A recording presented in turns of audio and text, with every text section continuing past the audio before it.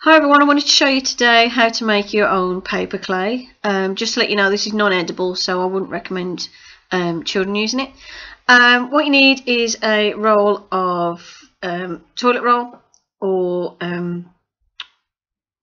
tissue papers, napkins that I used. Then you want to put some hot water into your container and whisk it as much as you can so you can break up the tissue into a pulp. Don't use any equipment that you're going to use for food later. So this is an old whisk that I don't use anymore because I've got an electric one, so I don't use the hand one anymore, so that's why I'm using it for this. Then what you're going to need is some sort of fine mesh or cloth. I used a piece of old curtain material. And what you need to do, once you've got it all mashed up, is take the mesh and use that to drain the water out. And then you're left with just the pulp. Just give it a light squeeze. You want a bit of dampness in the pulp, but you don't want it soaking wet. Then put 2 cups of the pulp into a large container.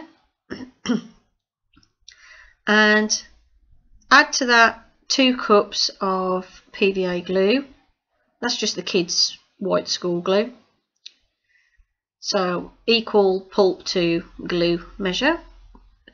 And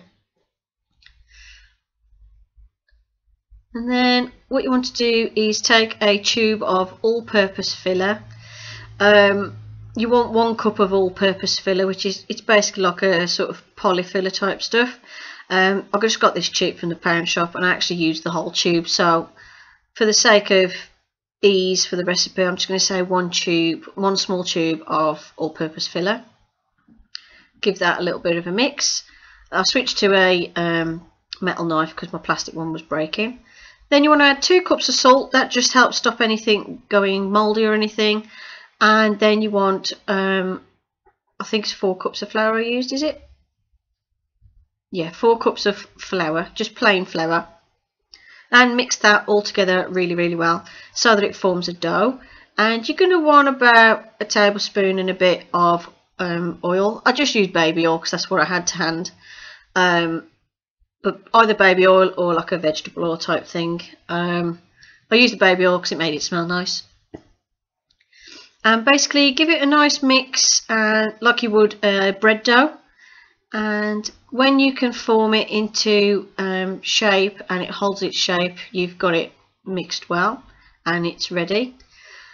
Then as you can see, I can pinch it into quite thin areas and it holds its shape, so that dough's ready. And then what you can do, if you're not going to use it straight away, you can bag it up in a plastic bag. Just make sure it's airtight and it will stay alright in your fridge for about a month, 2 months. Mine was in the fridge for a month. And as you can see, you can form it into shape quite easily, and it does set rock hard, ready to paint. Takes a couple of days though. So hope you enjoyed this video. Thank you for watching, and I'll see you in the next one. Bye for now.